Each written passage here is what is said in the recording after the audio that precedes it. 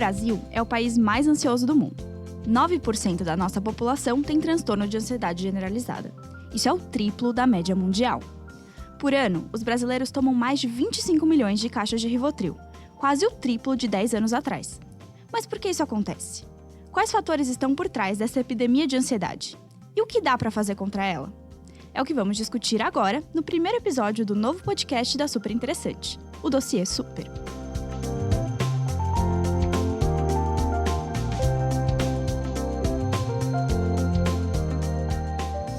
Vem do nada.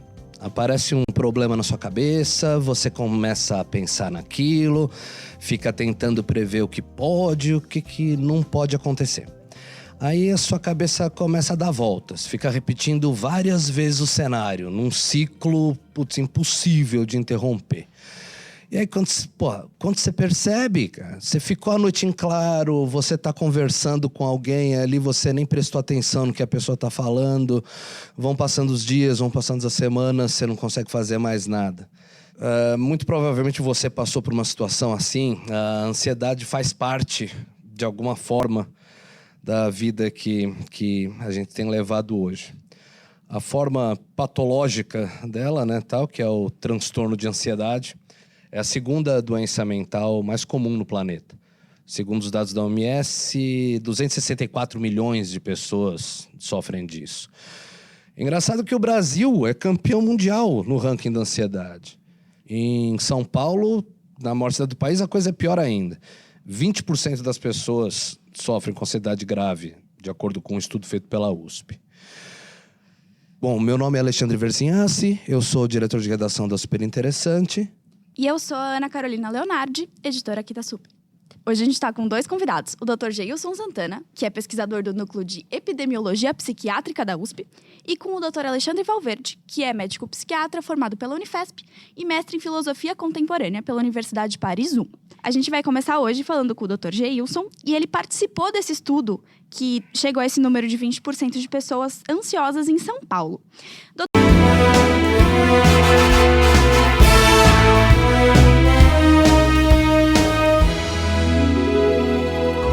Está no ar mais um podcast O que assistir? Cinema para seus ouvidos. E aí, pipoquinhas, tudo bem com vocês? Vamos aí sacudir essa poeira? Aqui quem tá falando é Priscila Armani, sua cinéfila preferida. E hoje nós vamos falar de cinema, hoje nós vamos falar de Nasce uma Estrela, filme que estreou recentemente nas salas brasileiras. E que é uma obra que tem como protagonistas a Lady Gaga, cantora pop grandemente conhecida de parte do público, e também tem o Bradley Cooper, que além de atuar no filme e fazer o papel principal do cantor, ele também é o diretor do filme. Antes de entrar efetivamente no que a obra tem a oferecer, eu quero dizer que se você ainda não viu esse filme, este não é um podcast para você, este é um podcast dedicado exclusivamente àqueles que já viram o filme. Eu sinto muito te informar, mas hoje eu vou falar só para quem já assistiu, porque, bom, as opiniões que eu tenho sobre o filme, a minha forma de vê-lo, a minha perspectiva, vão estragar a experiência do filme para você se você não assistiu. Então eu te peço, por favor, que se você ainda não tiver visto, assista e aí depois você volta aqui, beleza? Tá combinado assim?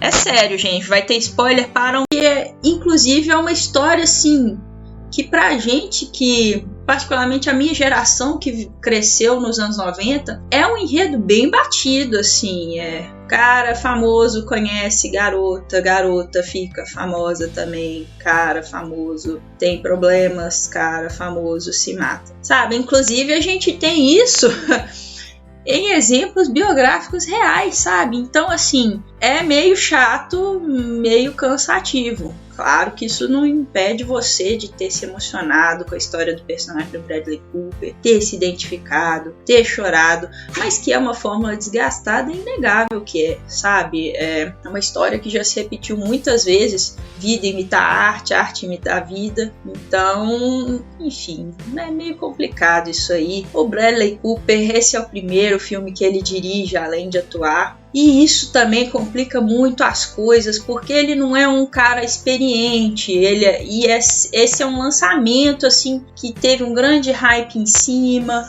tinha muita coisa. E colocar isso na mão de uma pessoa que nunca dirigiu um filme é muito complicado. Não tô falando que ele fez um trabalho ruim, não. O filme é bem ok, o filme é bem aceitável, sabe? Mas assim, talvez um diretor mais experiente tivesse elevado esse filme a um outro nível. Mesmo sendo uma história desgastadíssima, mesmo sendo um enredo mais óbvio possível, com um roteiro que você chega a adivinhar o que vai acontecer a seguida com muita facilidade. Você percebe qual é a ação que vai se seguir muito facilmente, assim. Então, não sei se o problema é o roteiro, não sei se o problema é o Bradley Cooper, não sei se o problema é o roteiro e o Bradley Cooper. Enfim, nunca é um problema só. O que eu acho é o seguinte, assim, no Parasita, o que ele faz, eu acho... Em relação ao roteiro, eu acho um negócio impressionante, porque assim, é um filme que tem tantas camadas, e eu não falo só camada, tipo assim, a discussão principal aqui e uma camada por baixo. Tem camadas de tudo, assim, é um filme que tem metáforas, que tem jogo de interpretação, que fala de classes sociais, mas também fala de família, mas também fala de violência, fala do estado no mundo atual. Eu acho que ele consegue ele fazer uma coxa que junta tanta coisa assim, e tudo eu acho muito bem feito e muito bem amarrado, muito bem costurado ali.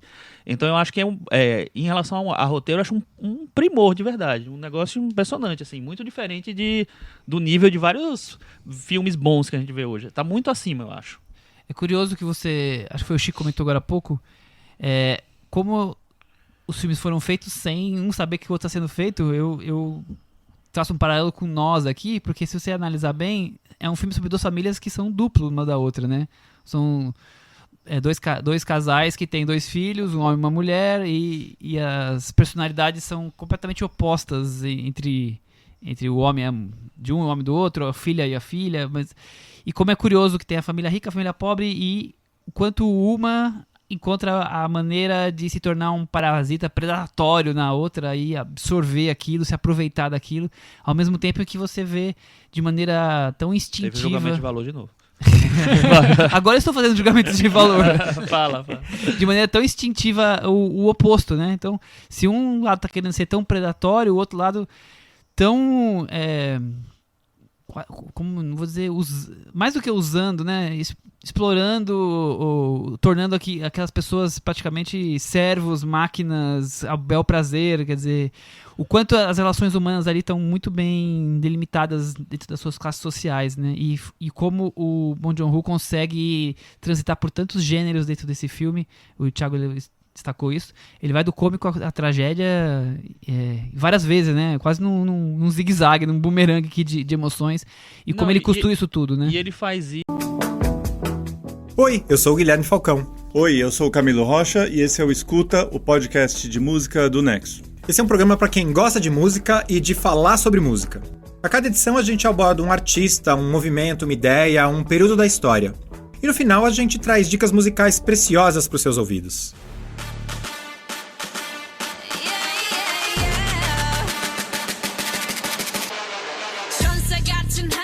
Bom, Falcão, eu vou começar aqui com uma confissão. Eu mostrei K-pop, que é, pra quem não sabe, a abreviação de pop coreano, pra minha filha de 6 anos.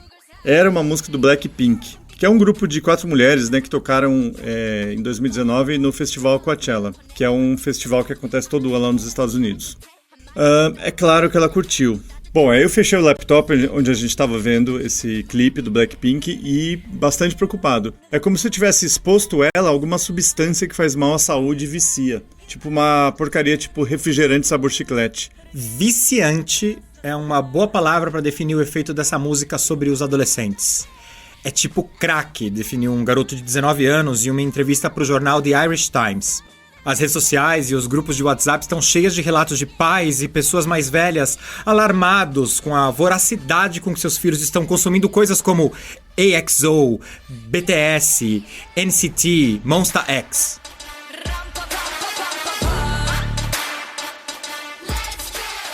Olha, eu como pai, eu sinto que não preciso mesmo mostrar mais nada de K-pop para minha filha. Eu acho que o mundo vai cumprir essa tarefa e bem rápido. Eu acho que o meu papel geracional é apresentar músicas de caras como David Bowie ou Gilberto Gil. E a questão, Camilo, é que o K-pop é construído tão perfeitamente para vender e atingir a cabeça dos mais novos que assusta. Aquele processo que a gente viu na indústria de tecnologia, por exemplo, né, em que fabricantes coreanos fizeram a transição de imitadores inferiores ou marcas lado B para líderes do mercado global. Pensando aqui, por exemplo, em LG, Samsung, agora parece que também aconteceu com a música. Então, nessa edição do Escuta, a gente vai tentar explicar esse fenômeno industrial chamado K-pop. A ideia aqui é explicar o pano de fundo desse sucesso estrondoso e também mostrar para os adultos na sala, completamente perdidos, os aspectos interessantes desse gênero que nasceu na Coreia e foi parar nos ouvidos de jovens no mundo todo.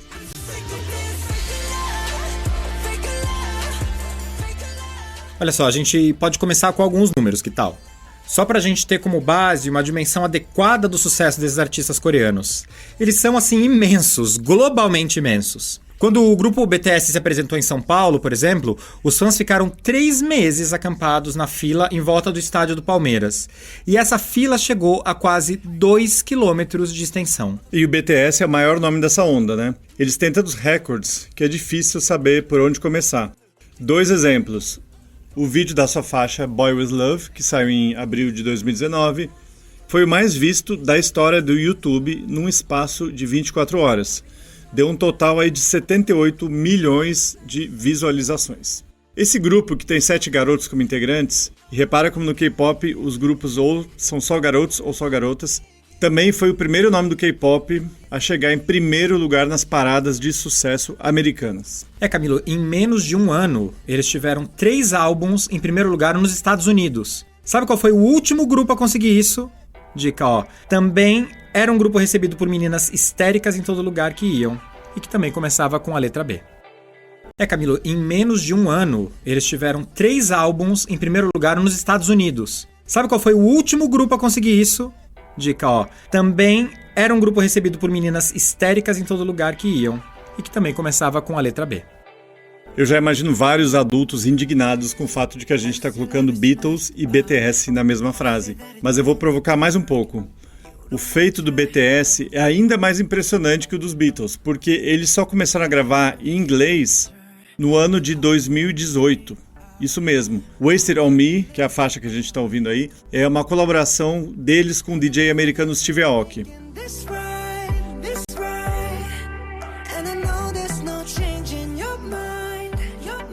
Foi a estreia do BTS cantando nessa que é a língua franca do pop mundial. Antes, só os títulos das músicas eram em inglês. Isso quer dizer o quê? Que eles basicamente construíram uma carreira de sucesso global em cima de um repertório todo cantado em coreano, que é uma língua de alcance internacional bem limitado. Isso me deixa até meio chocado, Camilo, e evidencia como a ascensão do K-pop faz parte de uma era completamente globalizada de música popular. Houve um tempo em que o mundo era injusto e só os ricos conseguiam prosperar. Agora o processo dá a todos uma chance de uma vida melhor. O processo é justo? O processo é incorruptível. O processo seleciona os 3% que merecem. Você merece viver no mar alto. Mas antes é preciso provar a si mesmo. Você é o criador do seu próprio mérito. Vai dar tudo certo porque você merece. Essa é a sua hora. Nós estávamos esperando por você.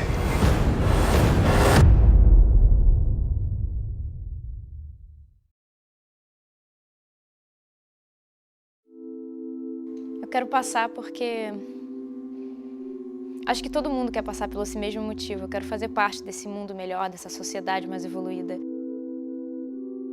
E também porque tem uma pessoa do lado de lá, o meu namorado, ele tá me esperando. Mas eu não quero passar por ele, sabe? Eu quero passar por mim, por quem eu sou, porque eu mereço.